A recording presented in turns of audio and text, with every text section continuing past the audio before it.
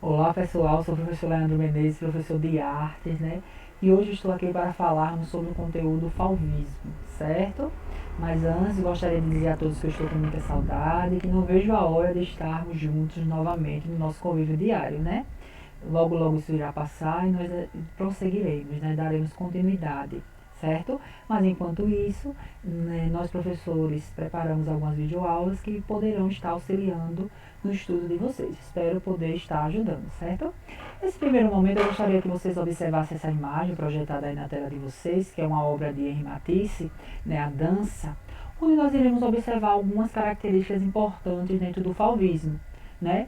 Como ao uso das cores, certo? Em grande, vamos dizer assim, grande volume, certo? De maneira extremamente agressiva, até mesmo aos nossos olhos, certo?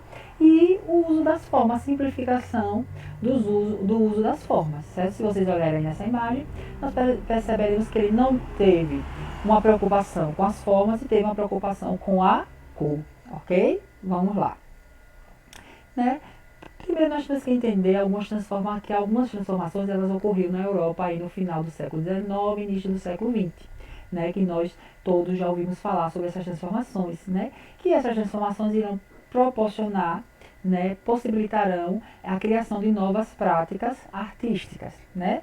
Várias práticas na sociedade geral, mas especificamente as artísticas, que é o que iremos falar, certo? O surgimento das vanguardas europeias, ok? Para muitos artistas e pensadores, as inovações trazidas pela ciência e pela indústria deveriam ser refletidas em uma nova forma de pensar, né, a sociedade, em novas maneiras de interpretar as ações humanas. Vejam, nós temos que entender que a Europa vivia a bela época, né? A bela época em que havia um crescimento na industrialização, um crescimento tecnológico, né? Uma paz aí gerada, havia um grande, vamos dizer assim, um otimismo, euforia, certo? E aí era uma época propícia na qual ocorreu diversas transformações, certo? A gente não pode ter dúvida de que essas transformações ocorreram devido a esse otimismo que gerou. Então precisava se inovar, então precisava se criar novas concepções, né, novas práticas, principalmente dentro da arte, que é o que nós vamos estudar hoje, né? E a gente já estudou algumas em sala de aula, mas hoje nós iremos estudar a vanguarda europeia, fauvismo, certo? Vamos lá, o fauvismo ele vai surgir em 1905 na França, certo? No século XX. Durante uma exposição, né, realizada no Salão de Outono, alguns quadros foram expostos, né? E ali houve uma livre interpretação, né? E algo peculiar desses quadros era esse colorido gigante, certo? Esse colorido gritante que estava presente aí nesses quadros. Estes contrastes violentos chamou a atenção de um crítico que ali estava, né? E que tinha se deslocado para visitar, para participar dessa exposição. Né? O crítico Loïc Vauxelles, certo? Julgou-se entre férias. Ele se julgou entre férias porque o colorido era tão grande, né? Chegava até a incomodar, e aí, como a própria palavra falve significa feras, né? Recebe a denominação aí desse movimento artístico, certo? E aí as telas que lá se encontravam, né? Realmente, de fato, elas eram estranhas, elas eram selvagens, certo? Foi inicialmente, o movimento fauvista ele será inicialmente inspirado por Paul Cézanne, certo? Nós não podemos, nem Paul Cézanne, melhor dizendo, nós não podemos esquecer por quê? Porque ele vai ser um dos precursores do cubismo, certo? Que vocês já estudaram, e ele vai também apresentar características, influenciará diretamente na arte fauvista. Por quê? Se a gente pegar aquele primeiro quadro que a gente estudou, a gente vai ver o que ali naquele quadro, a gente vai ver formas simplificadas, formas geométricas, né? E Paul Cézanne, ele utilizava essa ideia de fazer máscaras africanas devido às figuras geométricas e influenciará no cubismo. Então a gente vai ver ele também inspirando aí os fauvistas. Né? E aí um objetivo, né, uma função, né, que a gente poderia dizer, voltar-se para si mesmo, questionar a arte através da cor. Ou seja, sem cor não existe arte. Os fauvistas eles buscavam voltar a arte para si mesmo e questionar a própria arte através do uso da cor. E o objetivo era proporcionar, né, uma sensação subjetiva com relação ao uso da cor, ou seja, os admiradores, os espectadores, né, que estavam admirando, era causar sensações subjetivas, né, através da cor. A sensação da cor é individual para cada um, era isso que ele desejava. Cada um ele sentirá uma sensação específica a partir do uso dessa cor, certo? Do visualizar dessa cor. As cores, elas são institucionalizadas. Como, professor? Vejam. Nós sabemos que as cores, elas são institucionalizadas, desculpe. Por quê? Porque se a gente pegar a cor vermelha, a gente vai olhar a cor vermelha, ela vai ser, nós vamos lembrar de quê? Nós vamos fazer uma ponte, ligar ela ao quê? Ao amor, à paixão, ao coração, ao sangue, certo? Então, querendo ou não, a gente atribui, né, a elementos reais a cor que nós estamos tentando expressar, certo? E aí o preto está ligado ao quê? Ao luto, né? Toda vez que uma pessoa está com luto, a gente lembra que é a cor preta. Então, automaticamente, as cores, elas são institucionalizadas. Lembra da bandeira do Brasil? O verde, amarelo e azul, seus significados? Então, está respondido aí, certo? E os fauvistas, eles buscavam não trazer essa institucionalização para a cor. Eles queriam utilizar essas cores para que elas pudessem, melhor dizendo, causar uma sensação subjetiva, certo? Como eu coloquei aí no próximo tópico de vocês, a sensação da cor, ela é subjetiva, não corresponde à realidade, não tem correspondência, senão irão ligar essa cor, né, à realidade.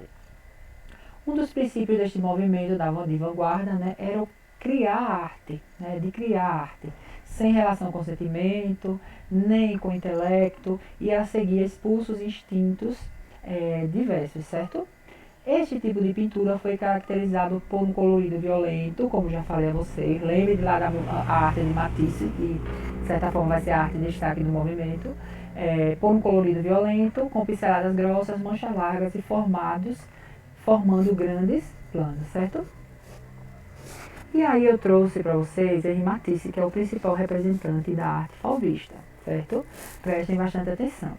E eu trouxe um pouco da biografia dele para a gente entender onde ele entra. Vejam, ele é um pintor francês, certo? Nasceu no norte da França em 1869. Em 1890, ele vai comprar uma caixa de tinta e um manual de pintura, certo? Em 1892, ele vai para Paris para estudar arte, ok? E aí ele vai abandonar os estudos de direito, começa a dedicar-se à pintura. Ele vai ser influenciado pelo pontilhismo e isso levará ele a utilizar cores fortes, e aí ele irá ser um dos fundadores do movimento fauvista, certo? Do fauvismo, ok? O seu estilo se tornou muito versátil, né, incluindo obras trabalhadas pelo uso da cor, né? Ou seja, e além das figuras geométricas que ele utilizava em suas obras, o uso da cor, que é uma das principais características do movimento. Vejo aí que eu trouxe uma obra de Georges Braque, que é um artista que vocês também já estudaram, mas que também fez parte aí do fauvismo, certo? Os desenhos com contornos definidos e uma única cor em cada objeto, o qual representava formas simplificadas. Ou seja, se vocês olharem aí, o desenho, ele é definido em uma única cor, né, em cada objeto. Você percebe que cada objeto aí vai ter uma determinada cor. E nós teremos também as formas simplificadas. Lembra do quadro também, a dança? Formas simplificadas. Muito bem. E aí nós vamos lá. Os fauves eram deliberadamente anti-acadêmicos, né? Eles desrespeitavam composições e proporções convencionais. Professor, o que é um anti-acadêmico? Era aquele que, de certa forma, rompia, certo, com as características, com as regras das escolas de belas artes, certo? Então, eles eram considerados auto-acadêmicos, aliás, anti-acadêmicos. O que é isso, professor? Negar, né, as técnicas utilizadas até o momento, certo? Eles utilizavam cores berrantes, né, expressivas, tons saturados, por vezes contornando as áreas coloridas, ok? O fauvismo, ele tudo procurou exprimir. Essencialmente, nós teremos através de composição de cores saturadas, como eu falei a vocês, né, utilizar as cores secundárias, essas cores extremamente fortes, que para alguns é desagradável e para outros não, né? o verde, o laranja, que são cores gritantes, né? Arrojadas, extremamente fortes. E aí, principalmente pelo sentimento e a reflexão do artista frente ao espetáculo da natureza. A natureza é considerada como uma temática a desenvolver e não a imitar formalmente. Era o que defendia os salvistas, ou seja, a natureza, nós não temos que imitar a natureza. Né? A natureza ela tem que se desenvolver, uma temática a ser desenvolvida, ela não tem que ter referência com o real, certo? E a gente já ouviu falar até isso. Ali é uma maçã. Não, ali não é uma maçã, é a pintura, a representação de uma maçã. Ela não tem que ter referência na realidade. Caracteriza-se pela importância que é dada à cor pura, certo? Nós veremos aí, ó, sendo a linha apenas um marco diferenciador de cada uma das formas, algumas obras a gente vai conseguir enxergar a linha, né, o contorno, a presença, em outras não, mas sempre vai haver um dinamismo, né, muito grande, uma ondulação que você vai poder enxergar. A técnica consiste em fazer desaparecer sob o desenho violentos jatos de cor, né, luz de sol, ou seja, esses violentos, alguns desenhos, igual mostrei em algumas obras anteriormente, ok? E aí eu trouxe uma composição muito importante de Henri Matisse e de harmonia em vermelho, né? Você percebe aí que nós temos a utilização de cores que, de certa forma, são estranhas, né, ao nosso olho, porque a harmonia é em vermelho. Você olha aí, você meio que consegue enxergar, né? Não consegue identificar os elementos direito e o uso dessas cores extremamente fortes, ela pode ser desagradável ao olho de seu observador, certo? Mas como ouvimos o crítico, as feras, falvos, né? A ideia de ser algo abrupto, né? Algo extremamente forte, certo? E aí, pessoal, para concluirmos, né, o conteúdo de hoje, eu trouxe uma atividade para vocês realizarem, certo? Que é uma análise dessa obra aí, que foi a abertura do capítulo de vocês, né? Eu já falei que o nome desse quadro é A Dança, ela foi pintada por Henri Matisse, e nós iremos fazer essa atividade agora baseado nela. Primeiro, eu não gostaria que vocês pesquisassem nada dela, que vocês não fossem influenciados nesse primeiro momento por um site, por uma pesquisa, certo? Por quê? Porque essa análise ela será dividida em objetiva, subjetiva e formal. Na objetiva, vocês terão que descrever o que vocês estão vendo. Lá no caderno de vocês, na disciplina de arte, vocês irão colocar o nome do quadro e vai fazer objetiva. Eu estou vendo isso, isso, isso, isso, isso, isso. Ok. Irão para a subjetiva. A subjetiva é o que sentimos ao visualizarmos. Lembra que o fauvismo ele vai despertar em cada um uma sensação subjetiva. Então, vocês irão, de certa forma, né, dizer o que é que vocês sentem ao visualizar. E, por último, a formal. A formal é analisar a composição, analisar as técnicas, analisar o artista, como ele fazia, analisar a sua organização, certo?